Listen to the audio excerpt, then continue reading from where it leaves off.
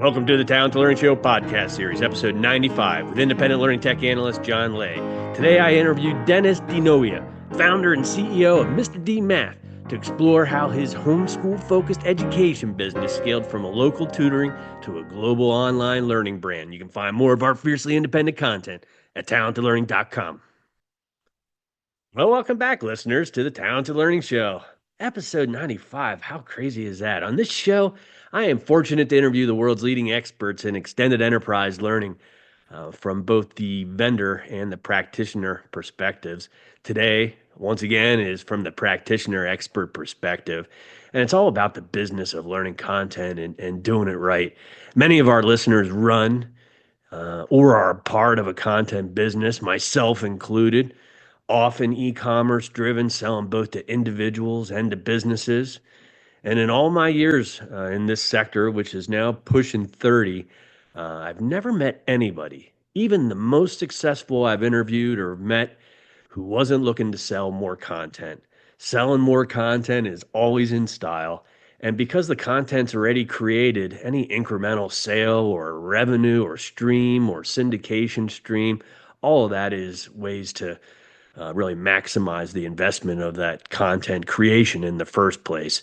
And that's why it's so valuable to highlight success stories like this one today with MrDMath, where the journey isn't just about building a business, but it's growing about building an ecosystem of good, a whole community, and starting from one person and growing to what it is now. It gives the rest of us hope and guidance on how you can think about bigger than just creating a course, but really creating that system that's going to sustain your content, and that content's going to help fuel the community, and you'll learn from the community to help create new content and expand your offering. And all that is a way for a content business to become relevant and to grow significantly over time. We're going to learn how Dennis did it with his organization, and there's a lot of good lessons today, and I can't wait to get started. Dennis, welcome to the Talented Learning Show. It's sure great to have you here. John, it's great to be here. Thanks for having me. This is fun. This is fun.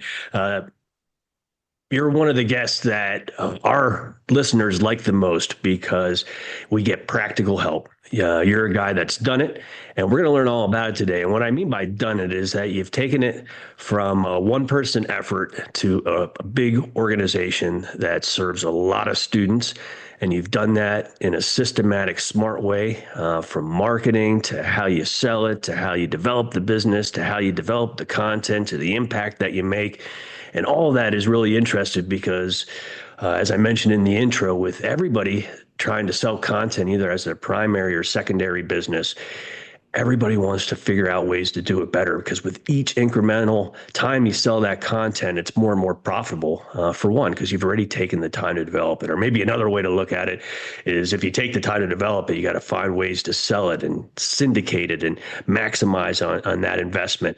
And so I'm super excited because I know your story. I know your story because when we met, and then I read your case study, and I read your case study, and then I said, oh, we got to meet. And then we had this great podcast that we did together, and I looked up and I saw that we weren't recording it. So this is the third time I get to hear this story. So now I'm really ready to ask some serious questions. So, so why don't you As long as the story stays the same, we're in good shape, right? it's great because it wasn't recorded before. So it'll be as it is this time. So why don't you take us back and tell us how you started Dr. DMath? It's a great story and inspirational.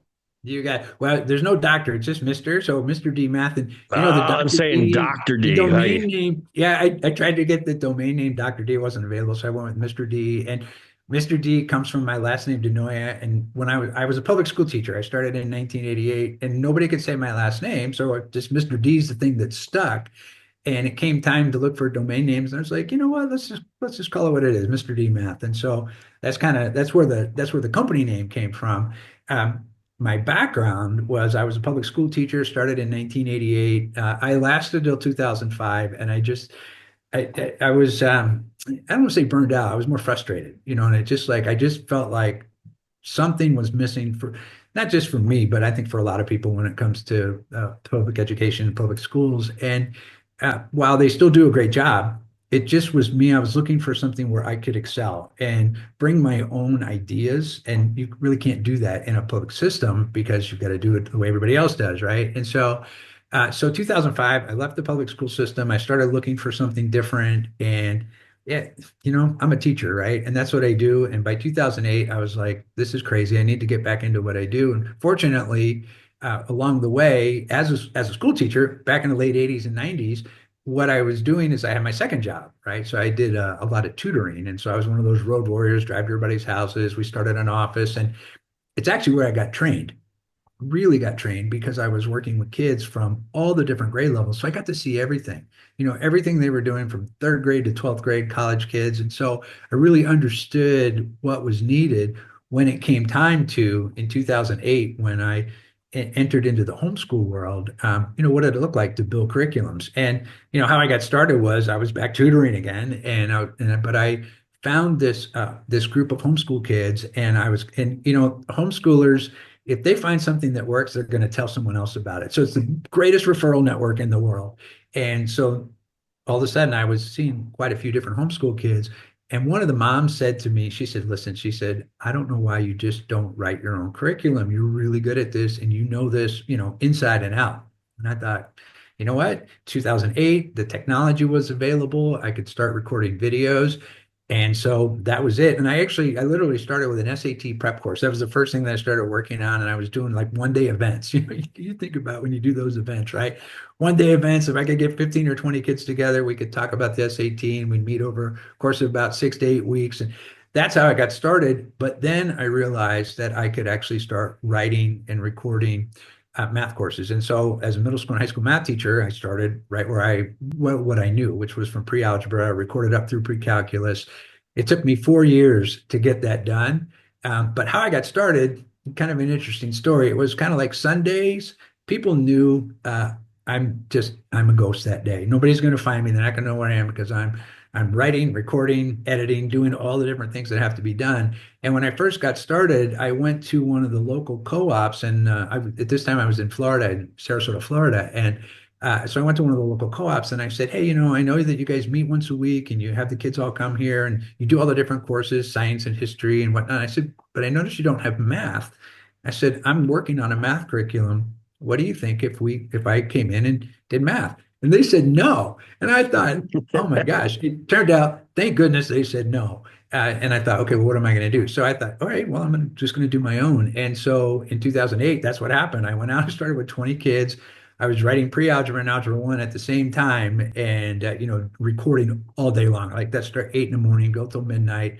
Monday morning, I had to show up with DVDs in hand. I had to hand them out to the kids and literally would hand them out to them like, this is your work for this week. And then the next week I'd come back. So it might have 3 sections. The next week it had 6. It had the 3 they did the week before, and the next 3 on top of that. And so the first year was like that. The second year is like, okay, well, let's add geometry. So I was doing the same thing. I was recording all day long. Pre-algebra and algebra one were done, but geometry then was same thing. 3 sections. The next week, 3 more sections, and so on and so on. So from there, it was popular. The kids liked it. It was kind of different from the way that they were used to doing math because they had somebody that they could meet with in person. And it wasn't a parent that was trying to relearn math. I was a seasoned math person who knew the content and was able to teach it in a way that the kids would understand it. So next thing I knew, I was driving from one co-op to another, and I was driving from Sarasota up to Tampa and back and forth into St. Petersburg. And if people know the Florida area, you're doing that kind of a drive, 3 and 4 days a week. It can weigh on you, right? And knowing that the kids were liking this, we had to figure out, well, what can I do next? And so the next thing was, well, how do I get this online? And to get it online, I literally went to guru.com, if anybody's familiar with that, with those kinds of sites where you go out and you find somebody that can help you. And I said, I'm trying to get this curriculum online. And I found a guy, I think he was in India, it was $800. And he said, I can do it for you, right? And literally it was and it was like click buttons where they'd click the button, the folder would open up, and there was a video, and there was the practice problems the kids were doing. And then in 2012, I found CypherLearning, and which is kind of how we met, John. It's kind of how you found me through CypherLearning. Yep. And a friend of mine that was a technology guy, I was telling him what I was doing, And he wanted to homeschool his kids. And so we were looking at homeschooling, and he said, wait a minute, how are you doing this? And I showed him. He goes, this is pathetic, man. He goes, I'm going to find you something really great. And he came back to me, he says, go check out CypherLearning. And so I did, and it was perfect. It was everything that we needed. And so I started out kind of basic with them. Like we put our content on there. We started building quizzes. They had a math equation editor, which, when somebody hears something kind of cool, like, if you're a musician and you get this like super cool, guitar that's got all the bells and whistles. CypherLearning was like that to me. And it was like, oh my gosh, a math equation editor. That's what I need. And so we could start writing the quiz questions and the practice problems that would go with it, the tests and exams, all the things that we needed. And then everybody, we could make this available to everybody everywhere. And that's kind of how it started to take off. But that was a few years back. Wow. Yeah. 13, even on the same LMS. That's pretty impressive. Let's take a step back though, because unless you're from the homeschool world, you probably don't know anything about it. And in this conversation already, or maybe it was the last one, you mentioned, co-ops and also, your friend individually coming to you. How does it all work? Do families ride this out alone? Do they bind together? Is there bigger groups? So where do they find the content? Do they have to reteach? Parents have to reteach themselves to do this? How's all this work? Just to It's almost all of the above, right? So, oh, great. but what's typical? So we'll say it this way: what's typical in a community, the homeschoolers will come together and they find each other, which is great. And oftentimes they find each other through Facebook groups or things like that to find out homeschool groups in their local area. And when I mentioned co-op, what a co-op is where families will come together, and sometimes you've got 5 or 10 families. I've worked with co-ops that have 200 to 300 families that attend. They'll meet the kids once or twice a week. They come in and they kind of divvy it up. Who's going to teach science, who's going to teach social studies and that kind of thing. Sometimes the electives, art or PE or something. They come together. The kids meet. They'll meet at a location. And then whoever they meet with, the instructor, they give them the whatever they're going to work on for the week. They go home and they work on it. It's almost like college in a way. They go to the class, go home, work on it, come back the next week. So co-ops are a great way for families to network, to get to know each other. One of the big things that people talk about in homeschooling world is, well, how are kids socialized? And it's probably one of the silliest questions that I have ever heard, because the kids that I meet are they're more socialized than our traditional public school kids. I mean, they're just awesome. They communicate well, they're respectful, they're up to big things, because they can get out, they get their schoolwork done for the day, and they've got the rest of the day where they're not dealing with homework and transportation and getting back and forth from a long day at school, but they can go do the things that are important to them. So that's where their socialization even goes further from there. A lot of the homeschool groups have sports teams that and some of them travel. It's really cool what they're into. But you go from there, and that's locally in a community. But then you look to the state level, and just about every state has some kind of homeschool convention. But we're heading to one in Florida that's in Orlando. I think it's the biggest one in the U.S., but there'll be about 17,000 families that come together Memorial Day weekend. It's awesome. I love it. I love going because we get to see our students, we get to see the families, but we get to meet new people too. And so when people go to a convention like that, whether they're just getting started or they've been in it for a while, you've got speakers. And fortunately, I'm one of their speakers that I get to come in and talk about our math program, but I get to talk about other things as well, which is kind of fun. But as they come in, they could be 15 years into this and they're still coming because they want to hear the latest and greatest of what's happening out there. And they get to network with different people. And for the kids, it's fun because they come in and they actually get face to face with the person that wrote their curriculum. And it's kind of like, for me, it's kind of funny. My kids, they just laugh at me. They go, yeah, you're just dad, but I get out to here and people are like, oh my gosh, you're a real person, and so you kind of give a little bit of that rock star status when you're walking through the convention halls. It's kind of fun. But you see from there, and at the state level, there's the organizations that do this, and then so many different things happening on social media, Facebook groups, TikTok, YouTube. You can find things about homeschooling as well as Instagram. So it's a very well organized group of people. And for people that are interested in homeschooling, if you haven't considered it, first of all, consider it. I can't say enough about it. But you go to your local school district in your local county or city where you are, and just find out about home education and how it works there. Every state's a little bit different in their requirements. They'll give you the credits that you need to achieve for And that's usually whatever the state standards are, that's what you're going to do the same. But for you, you get to pick your own curriculum. You get to pick when you do it. You get to pick how you do it.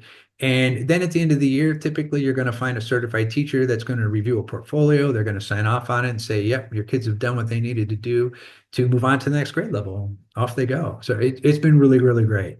Wow, interesting. Interesting. I had no idea that world existed. Um, so let's flash back here. Let's go back to the LMS. What features do you use in the learning management system, or how do you use that? How comprehensive is it? Do you have a bunch of systems networked together? Tell us how that works. Yeah, there's probably more things that we don't use. CypherLearning is so robust in all the things they have. And when I first started with them, one of the things was that I knew that we could grow. They had the infrastructure that we could start off with a couple of hundred students and we could grow to thousands, and it wasn't going to be a problem. We could add different subject areas, so we could do as much as we wanted to do. So with CypherLearning, we obviously use the course content area where we can post all of our videos. We post our course content in terms of practice problems and the solutions, kind of the instructional manual that goes with it, all of our tests and quizzes. They have an internal messaging system, which I love because what it does is it allows our staff, our students, and parents, and anybody that communicates with us, it has to go through CypherLearning so that we have a record of it. So we can keep track of all the communications that go. They have a fabulous tech support team. And that was one of the big things for me that I was really, really interested in. I've done things with other tech support groups and it just never went well. But with CypherLearning, they're responsive. They get back to you the same day, which is great. And if there's something that they can't do, they'll tell you why they can't do it. And oftentimes, telling me why they can't do something may open up for me what I need to do to send back to them so they can do it. So it works out well. And when I say they can't do it, it's that idea of tech support being something that's duplicatable. Like we have a system issue, and if they can't duplicate it, then they can't track it. But if we can figure out how to get it, show them so that they can do it, then they're like, okay, our engineers are on it and they have it fixed within if not that day, within the next day or so, which has been awesome. We integrate a calendar into the platform, which is part of CypherLearning. So we utilize the calendar. We don't integrate it. It's already there. But then we can post if we have live Zoom classes where the kids can come and meet us online. So we do a guided once a week class if the kids want to do the class that way. But we also offer what we call extra help sessions, like office hours. So we can post the links when it is and all of that. It has all of the grade reporting. Parents love this part because at the end of the course, they can request a transcript from us, but if they just need a grade report, then they can go in and they can go into the student account. They can click on a detailed grade report. It gives them every section the student attempted, when they completed it, what they did. It's by title. So when they need to have their things at the end of the year to show the evaluator, it's all done for them. Kids can print out their work samples from there as well. And so it's been it's an awesome system. They have all kinds of API functionalities. And so when I say API for your listeners out there, I just know that those are the three letters. I couldn't tell you anything about it after that, right? I just know those letters exist. But we've integrated, we've had a couple of school programs that they wanted to use a single sign-on feature. And so they wanted to use our system using the single sign-on so they could write the API into our system. And they had other courses. So they wanted to show our grades on their platform and they could write the API to do that as well. So it's really cool what they do. We've even been able to take our course content and have it show up in another LMS. And we did that for a public school that's out of California that wanted to use our program, but they wanted our program to show up on their LMS system. And so we were able to do that as well. I didn't even know that was possible. I contacted tech support. They go, "Oh yeah, you can do that." And I was like, "Oh my God, this is great!" So, and our e-commerce is all through CypherLearning as well. So for us, we do everything right from there. Wow. Is your website separate, or is the website part It of? is, yeah. So, Oh, so our okay. website is we have like a public website, and then we call it the curriculum site. So CypherLearning is like our curriculum site, I and see. you need username and password to get into that. So, but then our public website links right up to it. You can see our course catalog right through our main website as well. So, yeah, it's pretty cool. Wow, cool. And how do you sell it? Do you sell it to the individual families? Do you sell it to the co-op? Do you sell it to the state? So let's see. So individual families, yes. Co-ops, yes. And we work with a group of schools in California where it's kind of the same thing. The schools are set up as independent learning schools. So we're a vendor for those schools. So it's still families. And then sometimes the school come in, we've written some test prep programs for them. And so the school come in and they might buy licenses for the test prep for the whole school. So not at the state level, but definitely individual level, the family level, the co-op level, and then with some schools that we work with. Wow, great, great. And what are I guess you've already mentioned it with the world of homeschooling, but what's your big focus in terms of marketing? Do you pay for any like Google ad marketing, or do you do that type of stuff, or are you just doing it? We don't do any of it. I know Mm. people are like, how could you not do that? But what we did was we found I found a group of bloggers, and the bloggers networked together, very homeschool, very the way the homeschooling people work together. But it was a group of moms that came together, and they were writing blogs, and they were writing about their experience that their kids were having. One, because oftentimes a lot of people are just trying to get started in homeschooling, they don't know what to do, and so these parents were writing about their kids' experience. And so they came together as a group. We contacted them and I said, listen, we'll give you our course, let your kids do the course, and then write about it. And that's what they did. And that was really for us. We use that team of bloggers for our social media. And so they're posting in Facebook groups, they're posting on Instagram, they put YouTube videos together for us, they'll put things on TikTok, and it's great, so what do you have to make sure? You got to make sure you got a good product, right? And that the kids are going to like it because you want them to be favorable, but they have been, which has been really good. Wow, wow, that's cool. That's cool. And that's not a whole lot different than the strategy we have at Talented Learning, where we blog about learning systems and how to buy them and how to do it well. And eventually that leads to people that need that particular skill set. So tell me about the current state of the company now. Like, how many students do you have? What's the throughput? What's how do you teach all these kids? How many Yeah. classes a week? What are the metrics? It's kind of funny. So think back, 2010 was our first class, right? 20 kids. Today we serve about 15,000 students. We All have a right. staff of 21 people, and they're amazing. Something really amazing about our staff is they all come from the homeschool world. So we have 7 math teachers. We have an American Sign Language teacher, and she wrote 3 different levels of American Sign Language. It's awesome. Economics teacher, who's the mom of the American Sign Language teacher, right? So they've all come from the homeschool world. The ASL teacher was a math student of mine when she was 12, and she was always telling me, "This is what I want to do. I want to create an ASL class, and I want to get certified in it." And so we opened up CypherLearning to her and said, "Look, we'll post your videos for you. We'll post your content for you." It was so popular. It is our second highest selling courses behind the math courses, right? So it's been really great. And then our math teachers, we found them in co-ops. And the co-ops sometimes will use our courses. And so when they're using our courses, if they, which is great, but if they weren't and they wanted to, we said, okay, well, teach our courses in your co-op for a year. Let's see how it goes. And then if they can do that, then we bring them on and they lead our extra help sessions, which to me is kind of like MASH, the old TV show where the guys are coming in, they got everything wrong with them, and the doctors are just get them back together and get them back out the door, right? And this was for our students coming in. The teachers had to be able to move inside of the curriculum because a student came in and had a specific question about a specific section. The next student came in, different chapter, different section, different kind of learning style, different kind of question. So they had to be able to dance with the students. And for me, if they could do that for a year, then we knew they were ready to teach our live online classes. And so that's, it's a 2-year training program for them.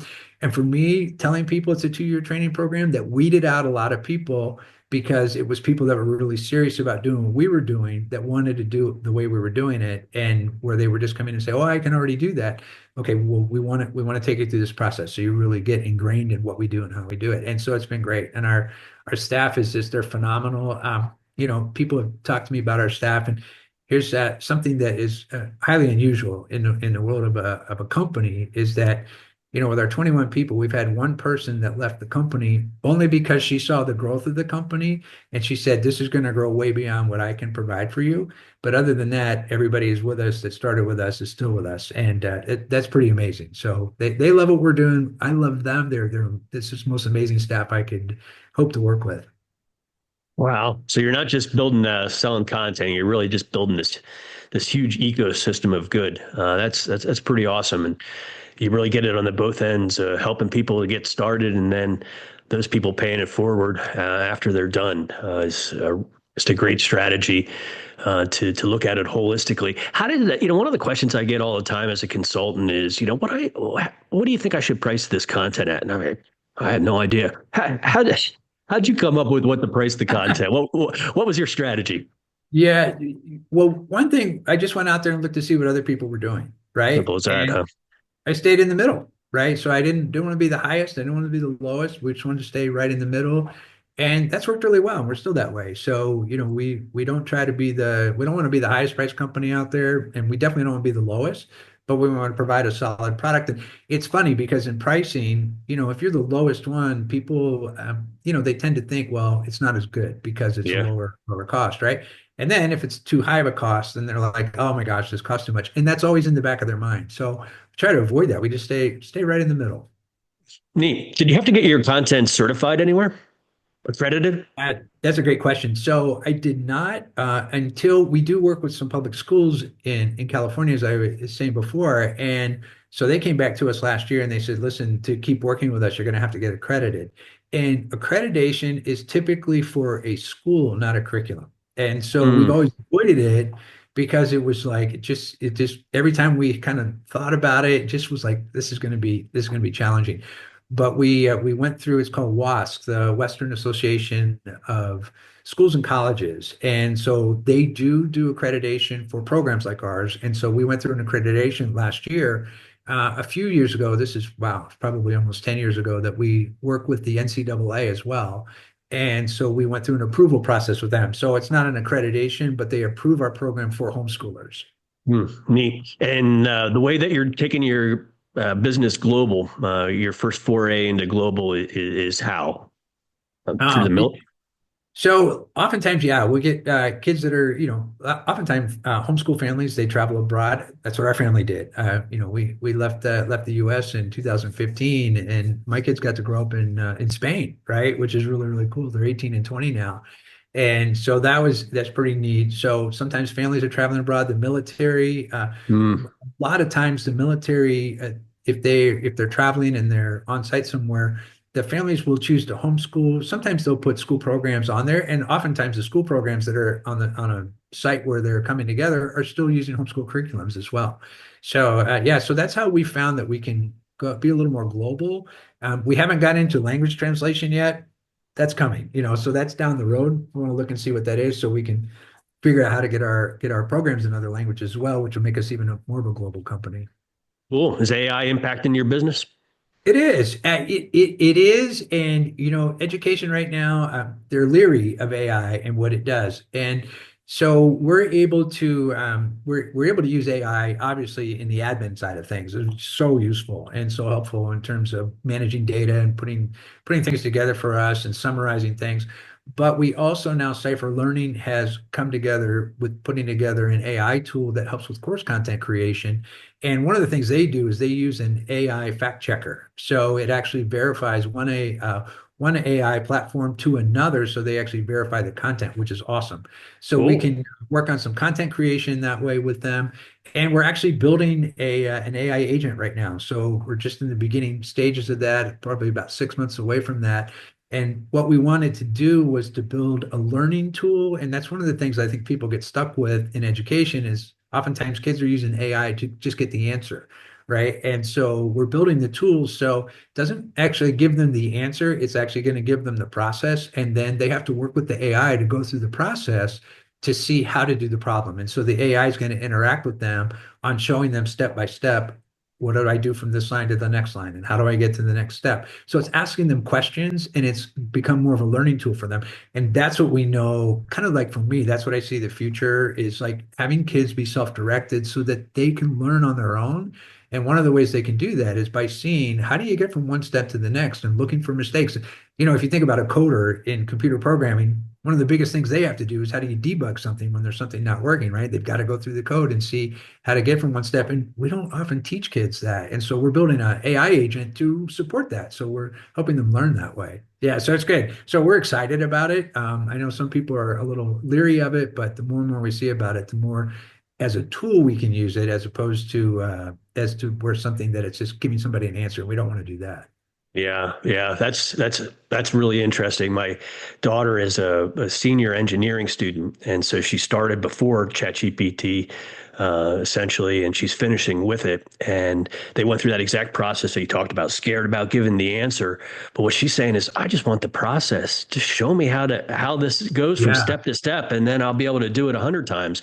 This, that's the part that's really useful as a teaching tool. So that agent's probably got a lot of upside, especially in your industry. Well, we're out of time already. Goodness, this goes fast. Oh, wow. So, since you're a model here of growing a business from conception to continuing to grow it till you're done growing it here significantly, what's your best advice for people in their first or second year, or even just starting an online business right now? What's the one thing that you wish you would have known all the way back in 2008 when you started this that you might be help some of us out with? Yeah, ask for help. That's You great. don't have to do it all on your own. Ask for help. There's so many resources out there, people that have been there and have done it, and they're going to share their mistakes with you, which is great. You don't have to make those. But the other thing is, don't quit. It is one of those things. And what I can say about that is, when I told people what I was doing, that I was going to start writing math courses, everybody thought I was crazy. All the way down to my family members. They're like, no one's ever. What do you know about it? And so it was that kind of a thing. But for me, it was what I was meant to do. And so don't quit. It is, if Well, that's your passion, don't quit. where are you sitting right now? Oh, I'm in Madrid, Spain right now. So yeah, life is good, brother. Don't quit. There's the lesson. There's a lesson. Sage There we advice. go. Dennis DiNoia, who is the CEO of MrDMath, not Dr. D Math, MrDMath, and an example to all of us. Dennis, thanks for stopping by today for a double take of the Talented Learning Show podcast series. It was great to have you here today. Absolutely my pleasure, John. Thanks for having me.